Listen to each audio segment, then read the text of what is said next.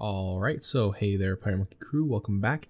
We're going to be continuing the dragon skin. You can see on the dragon itself, I've actually gone ahead and started to do a little bit of work. I'm going to work ahead just so that I can get a handle on exactly how I want to do things.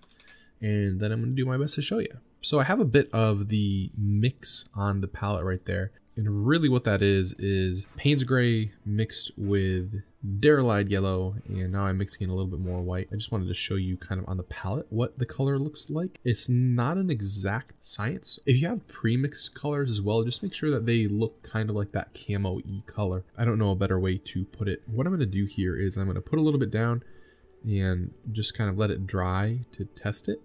And then once it has dried and I kind of like where it is, I may, change the mix a little bit. I may continue. There's a bunch of things that I can do at this point, but I always like to at least test a little bit before I continue on. What I'm really focusing on is really the large and medium details here. Trying to just create an interesting lighting dynamic that I can move forward with and continue to highlight and work off of. But a lot of this first part is somewhat exploratory. I'm going to be doing several more phases of, glazing, adding some color nuance, and then bringing it back up before we reach the final point. But I really like having this kind of like roughish look on it. I want a contrast of materials with the skin being very coarse and almost like leathery, and having like the crystals and the more skin-like parts, having their own unique textures on the model.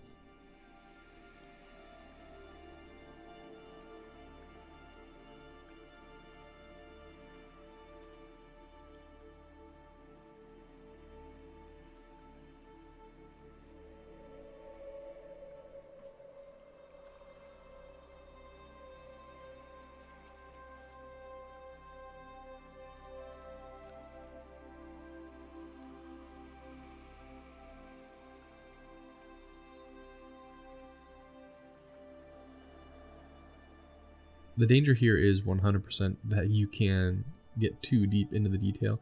I kind of caught myself right there doing a little bit of that. The detail on the face is just so fantastically sculpted that I had to catch myself and actually recorrect a little bit. Even though there is all this beautiful detail, you almost have to ignore it for a little while before you come back and start to really be able to pick through it. And the reason that I say this is I am still somewhat early in the process, even if it looks like I am starting to build up nice highlights and midtones and shadows and all that good stuff. Realizing kind of where you are in that is a skill on its own that takes some time. You just have to kind of continue to work through and catch yourself as you go.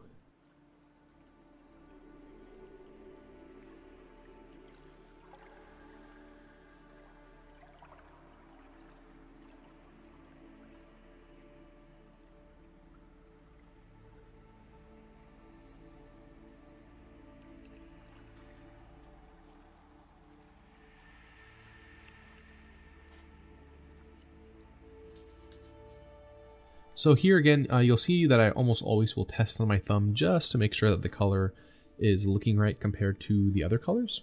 I let that dry, add a little bit more white, and went ahead and continued. This is why we are always continually checking. Sometimes the color there just isn't enough of a change. And early on in this process, I'm looking for a significant change. I'm not really looking for smoothness yet.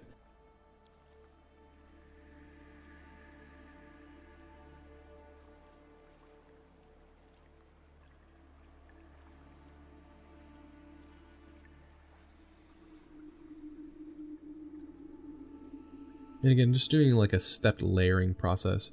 I know I say I'm sketching, but once I really start to establish like midtones, I can start to work higher and higher and higher in those midtones.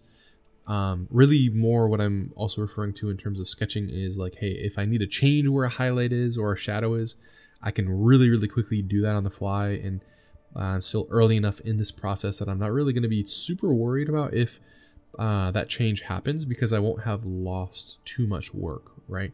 The closer and closer that we get to like finishing and starting to like really smooth things out, or really putting time into making something look the way that we want it to, means that we are more and more so kind of zeroing in and solidifying where all of these things are, and they become more and more difficult and time consuming to change. And that's why we call it sketching. We're just looking for ideas. On the topic of sketching, I feel like too often it gets looked at as something that only high level artists do, and all that good stuff. And to some extent, it's not completely wrong. But the reason why the people who sketch generally do it is just to explore ideas. It doesn't mean that you're a better artist or not. Little kids can draw and sketch, and when somebody draws or sketches with a pencil and a piece of paper, it's not considered something fancy.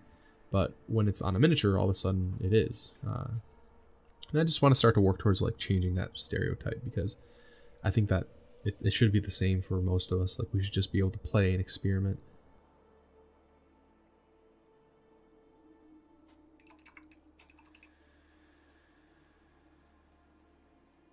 What I'm doing here is just kind of sketching back in a little bit of a darker mid-tone. I just want to give some color to some of these places that may not have as much definition, because they should have a little bit of definition.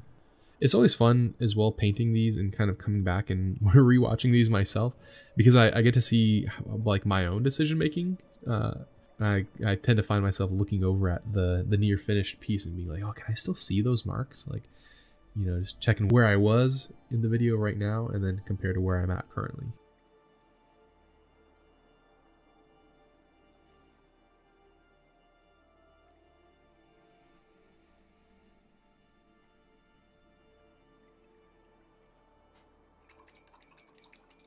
Adding back a little bit of white into the more highlighted mixture and just trooping on along. This is something that you guys should all be fairly familiar with. With my particular take on painting, is this kind of added stair-stepping layering process. I'll add here too, the brighter that I get, the less thinned down the paint is, and that's partially to avoid that chalkiness. Something that I hear quite often from quite a few even professional artists is, oh man, my paint's getting chalky. The reason why your paint is getting chalky is you're thinning down your pastels or your whites too much. It just creates this kind of odd situation where there's just too much separation between the pigment, the medium, and the water. There has to be a balance. And some paints and some pigments are a little bit more able to put up with that, especially if they're more transparent. But white is not transparent. It's very opaque.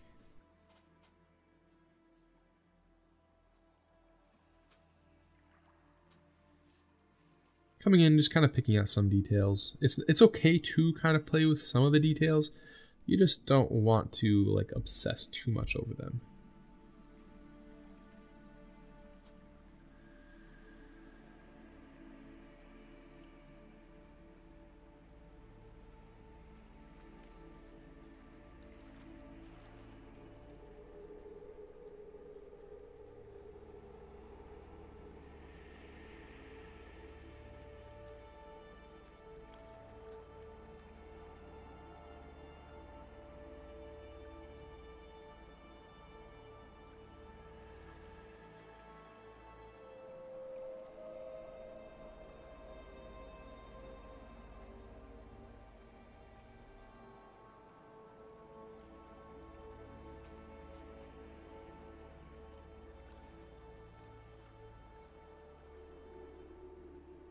Same thing, a little bit more white to the mix.